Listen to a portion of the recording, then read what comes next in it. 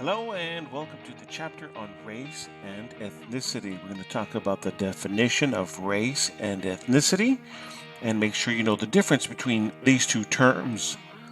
All right, first we have Yao Ming right here, and then we have Barack Obama. And what is their race? You would guess, maybe Yao Ming, Asian or Chinese. Barack Obama, African American, or you might say Hawaiian. He was born in Hawaii. Well, let's define race. First of all, it's persons treated based on perceived physical and cultural beliefs. The word perceived is in quotation marks. You see that? That's because your perception, it could be wrong. If you said, I'm going to say Yao Ming is Chinese, well, you would be right. However, Barack Obama is half black, half white. If you didn't guess white, you would be wrong. Your perception would be wrong. Let's talk about nationality. Many times people will say a person's nationality is their race, but that's actually incorrect. He is Chinese. Yao Ming is Chinese, but that's not his race. That's his nationality. That's where he's from. So if you say, oh, well, a person is Italian, well, that's not their race. That's just their nationality. By the way, how many races are there? Make sure you write down the definitions so you can be ready for the test and learn the terms so you can write them down. Let's talk about how many races are there actually? That's a good question. Well, many people would say many different numbers, but according to our sociology textbook, if you want to break it down, there are actually only 3. What are those 3 races? Well, it's the following: black, white, Asian. Now, when you take a nationality like, oh, well, what about people from Mexico? Well, they would go under white because of the Spanish Europeans that came. What about somebody from Hawaii or Samoa? They would be Asian. So technically speaking, there are 3 races, but many different nationality. Now, the thing I want you to remember about race is the following. The term race is actually a very weak word, and race disappears because if 2 people get married, for example, Barack Obama's parents, then the term race becomes weaker and weaker. So, for example, Barack Obama's father was black, his mother was white, and then his children are going to get married, and so on and so forth. So the term race is actually a weak way to define an individual. Here we have Europe. Different nationalities, same race. Somebody from Scotland and somebody from Germany. These are lederhosen, by the way. Yes, they are different nationalities, different cultures, however, the same race. When are you Native American? That's a good question, because you could get financial aid. You could get different rights. For example, the Apache could say, well, you have to be at least half your mother, your father. However, a different tribe might say, well, one of your grandparents, 1/4. Texas, it used to be a country. However, it isn't anymore. It joined the United States. So this nationality is gone. So let's write down the following. Race is based on opinions and borders are man-made. So, for example, Native Americans could say, when are you Apache?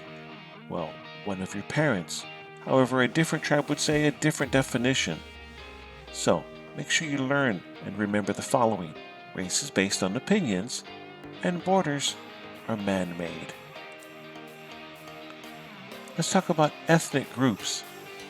People who share cultural beliefs, like language and religion and clothing, for example.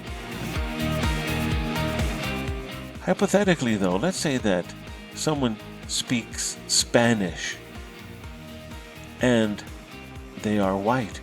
Can they say, "Oh, well, I'm part of the Hispanic ethnic group because they speak the language"? Can they say that? The answer is no. Why not? Because they don't share unique historical and social experiences. So it's not just tied to language and religion and dress. It's also part of the history and the social experiences. For example, this ethnic group in China, the women grow their hair very long. However, it's just this very specific ethnic group from this province in China. Not all Chinese let their hair grow so long. It's just a very specific ethnic group. One race could have many ethnicities. So, for example, Native Americans, they all had different cultures. For example, the Crow, the Apache, the Pawnee, and the Pueblo. Yes, all of them are the same race. That is accurate. But they're all very different ethnic groups because they had a different lifestyle, different language. One of them were fierce warriors and were very good at basket work. One of them did adobe villages and very good at pottery. Letter C. The men had long decorated hair and they were very good horsemen. Finally, letter D. Another tribe was agricultural and they lived in lodges. These different Native American tribes are different ethnic groups because they have different cultures. The Crow, the men had long hair.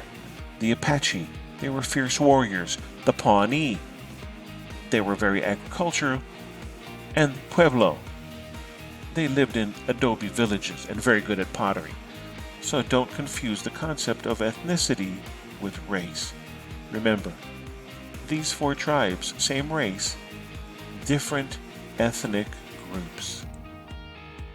Another example. These individuals are from the island of New Zealand. They tattoo their face. That's part of their ethnic identity. Tattoos on the chin. Tattoos on the cheek. This is called the Tamoko, the facial tattoo on the Maori. This is one type of ethnic group. However, on the island of Samoa, they tattoo their legs. They don't tattoo their face. It's part of a rite of passage. This is called piea. It's a tattoo. It's a rite of passage on the island of Samoa. So yes, once again, same race. However, different ethnic groups. When are people a minority? That's a good question. Let's answer it. Many people will say, "Oh, well, a minority is based on the number." That is incorrect, though. Population versus power. For example, there are more women on the planet than there are men. However, women are a minority. Why are women a minority? Because they don't have power. So you're a minority, not based on the number, but based on how much power you have. Minority, the less powerful people, and not always a numerical count. The people that have the power, we're going to call them the dominant group. People who have greater access to power. And sometimes, from a number standpoint, there could be very few of them. Let me give you an example. You need to know this acronym right here. N-I-N-A. This stands for No Irish Need Apply. Now, the Irish are white. But however, they didn't have any access to power. They were part of the minority group. So that's what we mean, minority. There were many Irish. In fact, you could even say they outnumbered many of the other ethnic groups. But that didn't matter. They had less access to power.